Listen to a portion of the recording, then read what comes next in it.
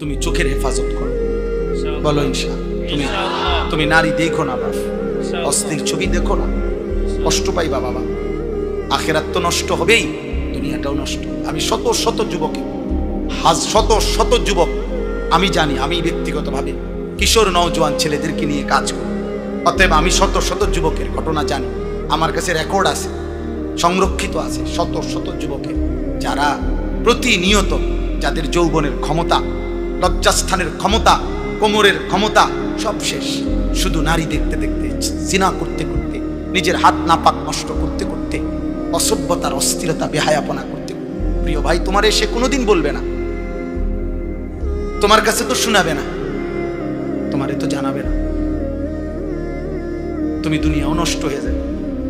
এত কম বয়স, মাত্র 16 বছর 18 বছর, এখনই সাফা তোমাকে ভিতরে ঢুকে গেল কেন? এত কম বয়সে এত গুনাহ করে ফেললাম, এত অল্প বয়সে এত বড় গাদ্দার। মাত্র 14 বছর না হতেই তুমি আল্লাহকে কোনো পাত্তা দিচ্ছ না, তো তুমি 40 বছর পর্যন্ত গেলে তো দাজ্জাল হয়ে যাবে।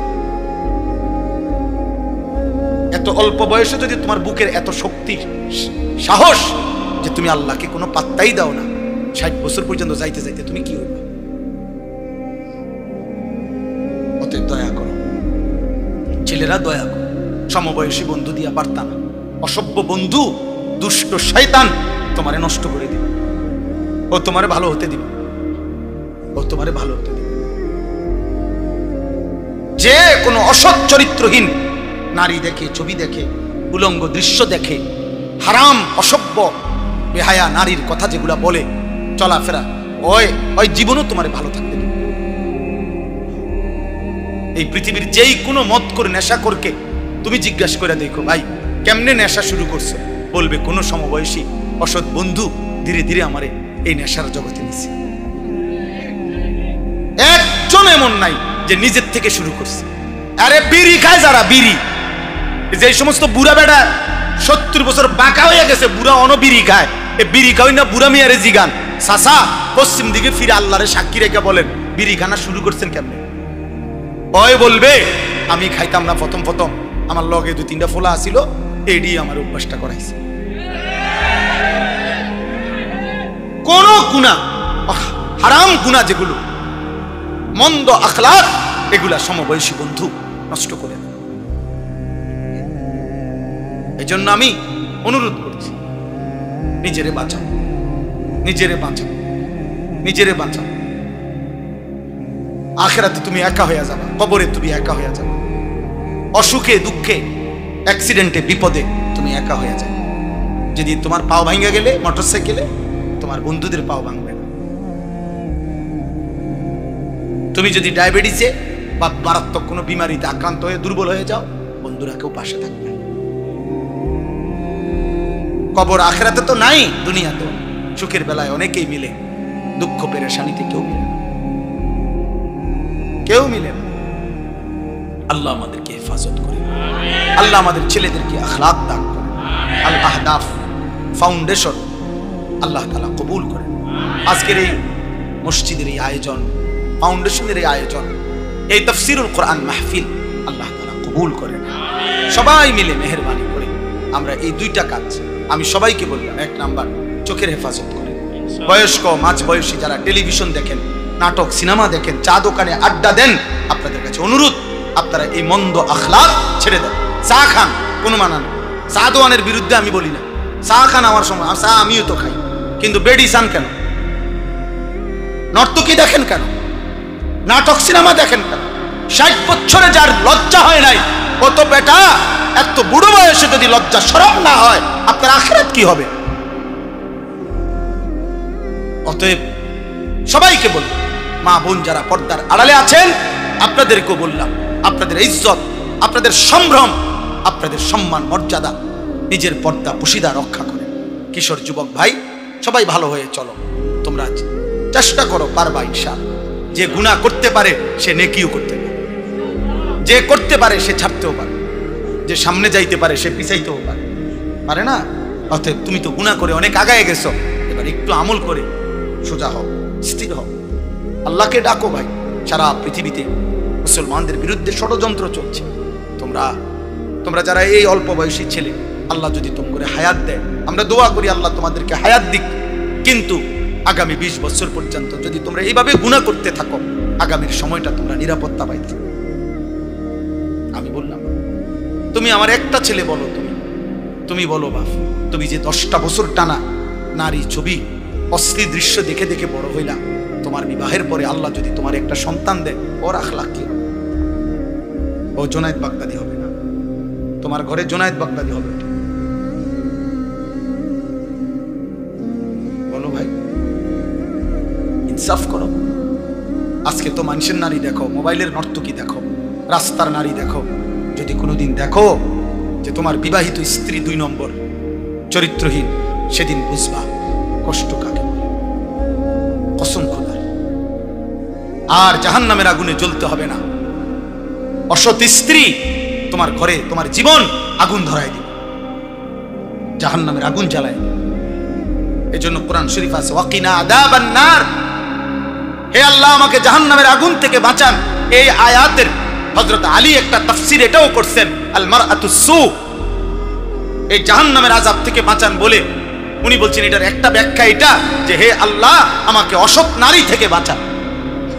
অসৎ নারী জাহান্নাম, চরিত্রহীন নারী জাহান্নাম, ওই আগুনের টুকরা।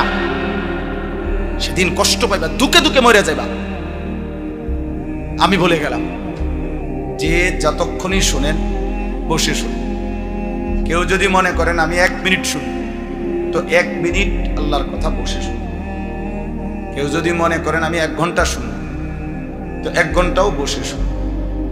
আল্লাহর কথা শুনবার ক্ষেত্রে 2টা জিনিস আদব। 1 নম্বর হলো বিশেষ 2টি আদব হলো, প্রথম কথা হলো মনোযোগ দিয়ে শোনা, দ্বিতীয় হলো জুতা খুলে বসে শোনা। এটা কোরআন সুন্নাহ সম্মত কথা। 1 নম্বর হলো মনোযোগ জরুরি। এই জন্য আমি বলছি মোবাইল বন্ধ, অর্থাৎ মোবাইল হাতে থাকলে মনোযোগ হয় না, দিল জমে না, কলিজার মধ্যে কথা পৌঁছে না। মোবাইলে উঠে ভাই ওই যে ইকো নাকি এটা বন্ধ করে দাও, মোবাইলের মধ্যে উঠে কিন্তু দিলে জমে না। তো কারো মোবাইলে যদি 1 লক্ষ ওয়াজও থাকে, তার কবর আযাব মাফ তো। কারো মোবাইলে যদি কোনো হুজুরের সাথে 100 হুজুরের সাথে একটা ছবি থাকে, তো ওর কবর আযাব মাফ তো। এই জন্য দোস্ত, এটা তো বড় বিষয়। বড় বিষয় হলো আমার দিলে জমলো কি, আমার অন্তরে কিছু আসলো কি, আমি কিছু বুঝলাম কি, আমার ভিতরে কোনো ফিকির আসলো কি, আমার ভিতরে আমলের বাস্তবায়নের কোনো মানসিকতা হলো কি। যদি কোনো প্রেরণাই না জাগে, নতুন করে যদি কোনো উদ্দীপনা না আসে, উৎসাহ না আসে আমলের আখিরাতের, তাহলে শুনলাম কি? এমনি তো জানা শরীয়তের অনেক কথা, অনেকেই জানে, সকলেই জানে। এই জানাগুলোকে মালুমাত বলা হয়, মানে এমনি জানে আর কি। মনে করেন আজকে 10 বছর যে কোনোদিন 5 ওয়াক্ত নামাজ পড়ে নাই, এমন কোনো মুসলমানকে যদি জিজ্ঞেস করেন যে ভাই বলেন তো নামাজ কয় ওয়াক্ত, তো ওই লোক কি বলবে? 12 ওয়াক্ত। কয় ওয়াক্ত?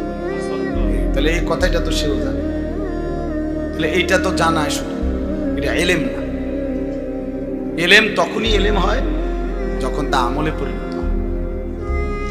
আজকে 30 বছর ধরে যে সুদ খায়, মনে করেন এই হারামখোরকে জিজ্ঞেস করে যে বলেন তো ভাই বাবা যে সুদ খাওয়া কি, তো উনি কি বলবে? মুস্তাহাব। কি তাহলে তো এটা দেহেও জানে, এটা তো সেও জানে। তাহলে এই জানাটুকু তো যথেষ্ট না, এটা এলেম না, এটা মালুমাত, মানে এমনি জানে আর কি, অর্জিত জ্ঞান। কিন্তু এলেম তখনই এলেম হয় যখন তা আমলে পরিণত হয়। এই জন্য আল্লাহর কথা শোনা তখনই সার্থক হয় যখন তার থেকে 2 জিনিস অর্জন হয়, হয় উপদেশ গ্রহণ করা, নয় আল্লাহকে ভয় করা। এতটুকু যদি না হয় কোনো রকম, তাহলে ফায়দা হবে।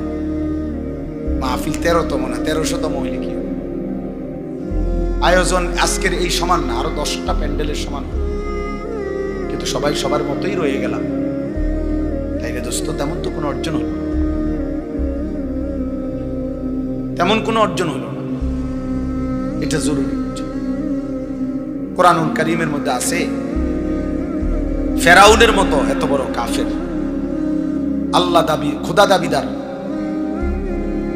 ফেরাউনের মতো নিকৃষ্ট কাফেরের কাছেও যখন আল্লাহ তাআলা মুসা নবীকে পাঠাইছেন যে তুমি তাকে ঈমানের দাওয়াত দাও, কালিমার দাওয়াত দাও, তখন আল্লাহ তাআলা কোরআন শরীফে আছে মুসা নবীকে বলছে ফাকুলা লাহু কাওলান লাইয়িনা, তুমি এবং তোমার ভাই হারুন তোমরা দুইজন গিয়ে ফেরাউনকে দাওয়াত দাও, নম্র ছাঁচে ভদ্রতার সাথে তার আল্লাহর দিকে ডাকো।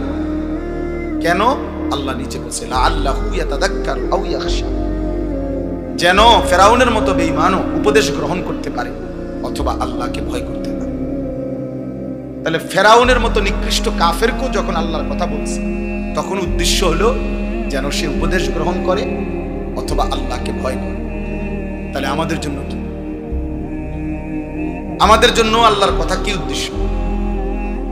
এই বলা, এই শোনা, এই আয়োজন, এর উদ্দেশ্যটা কি? উদ্দেশ্য এটাই যেন আমরা উপদেশ গ্রহণ করি, যেন আমরা আল্লাহকে ভয় করি।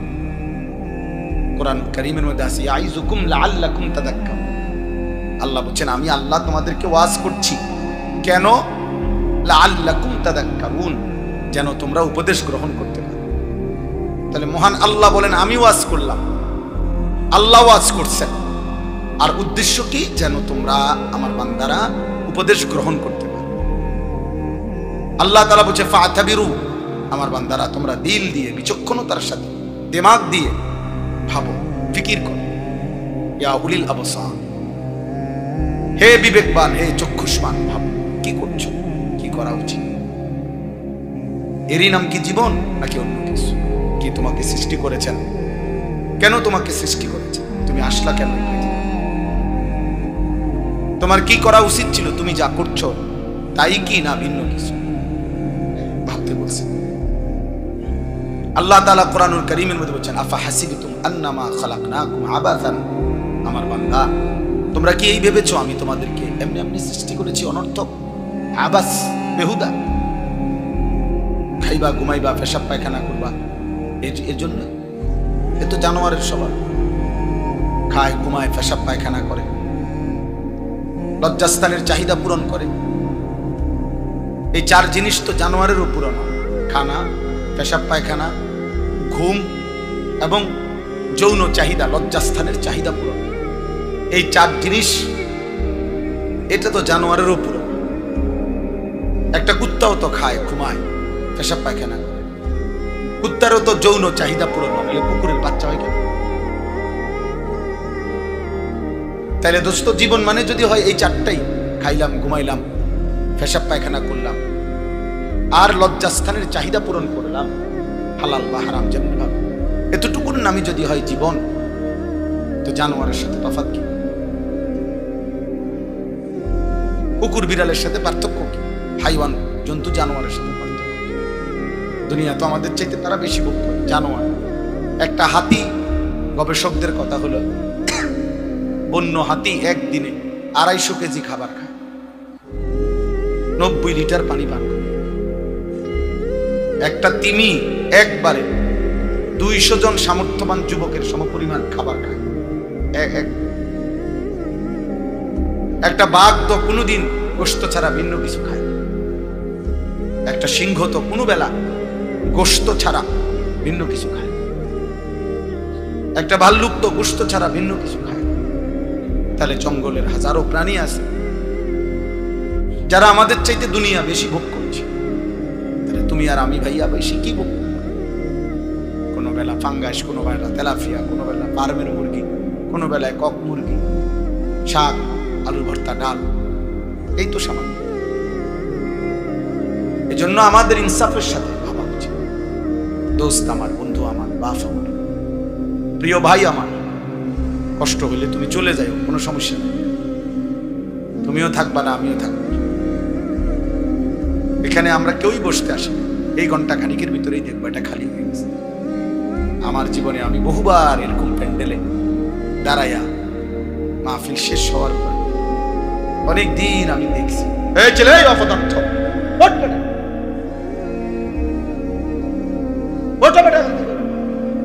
ফালতু কথা।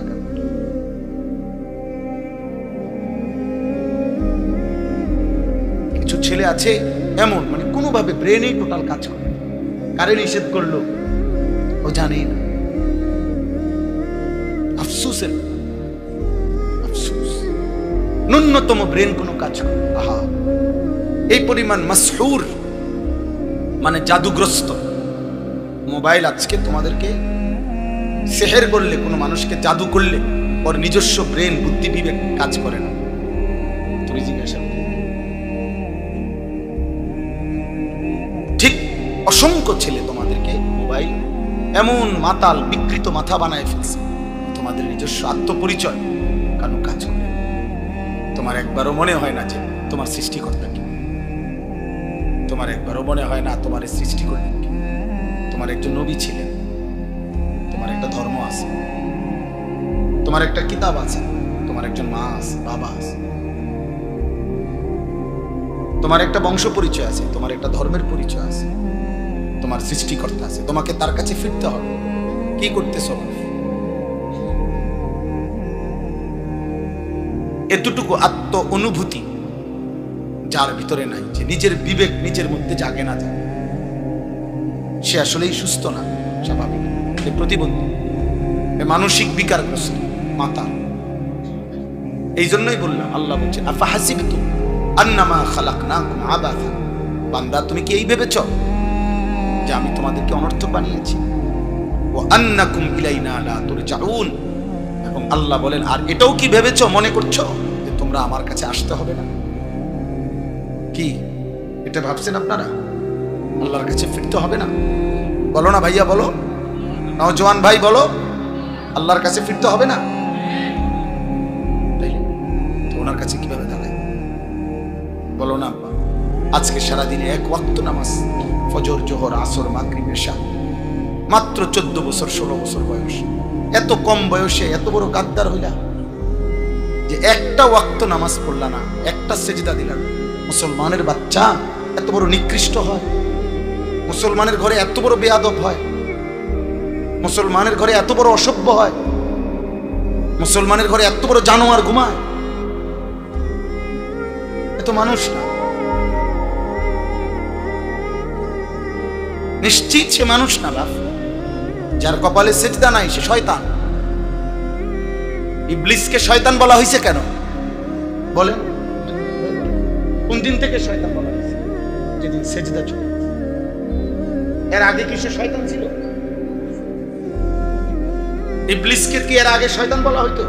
এর আগে ছিল সে মুআল্লিমুল মালাইকা, সে ছিল ফেরেশতাদের শিক্ষক।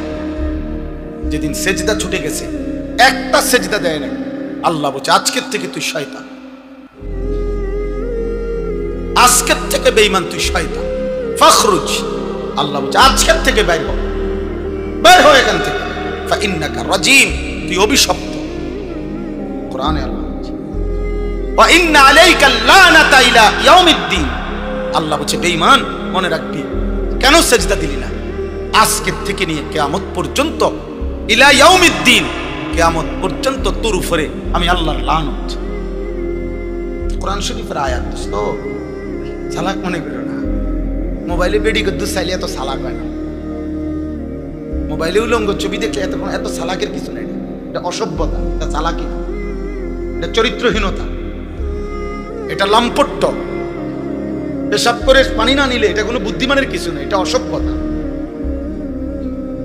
এটা তো চালাক কয় না, পৃথিবীর কোনো ডিকশনারিতে বলে নাই চরিত্রহীনকে চালাক বলে না, তো চরিত্রহীন বলে তাকে লম্পট বলে। মদখোরকে কেউ চালাক বলে না, তারে মদখোর বলে, নেশাখোর বলে, গাঁজাখোর বলে, কুট্টাখোর বলে, বাবাখোর বলে, ডাইলখোর বলে, হারামখোর বলে। আরে মানুষ বলে না, তারে বলে নেশাখোর, ও সুদখোর, ও হারামখোর, ও ব্যভিচারী, ও জিনাকার। এই সমাজ তাকে এই নামেই চিনে। তুমি এক ওয়াক্ত সেজদা দিবা না, মানুষ তোমার জুনায়েদ বাগদাদি কইব নাকি? বুঝছো না? এজন্য দোস্ত বুঝতে চেষ্টা করো। প্রিয় সন্তান, বুঝো কি করছো। কারো কথা ভাবলা না তো তুমি নিজেরে নষ্ট করে দিচ্ছ, নিজেরে শেষ করে দিচ্ছ কেন? তুমি মরবা না? কথা বলেন না কেন? আমরা মরবো না? তো তুমি আল্লাহর কাছে ফিরবা না? তো এই জীবন